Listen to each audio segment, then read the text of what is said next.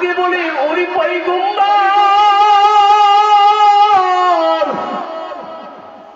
আমার আর চোখের মধ্যে ঘুম নাই। বলে, কেন তোমার চোখের মধ্যে ঘুম নাই?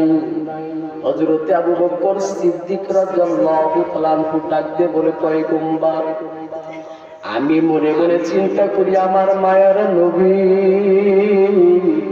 কখন গভীর রাতে আমি আবু বকর নাম ধরে ডাকবে, আর আমি যখন ঘুমাইয়া যাই নবী আমাকে ডাকতেই থাকবে, বেয়াদবি হইয়া যাবে।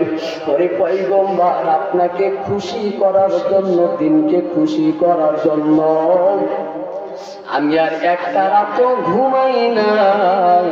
আমি দরজার এই জায়গায় ট্যাগ লাগাইয়া থাকি, মায়ার নবী কখন আমাকে ডাক দেয়। একটু জোরে বলি আল্লাহু আকবার।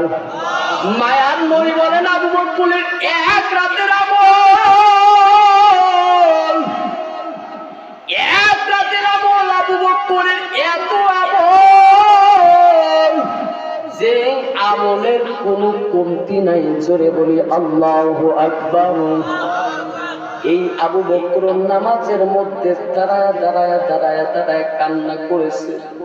মায়ের নবী একদিন ডাক দিয়ে বলতেছেন, এই আবু বকর, মায়ের নবী মসজিদের নববীর ওই দিক দিয়ে যায়।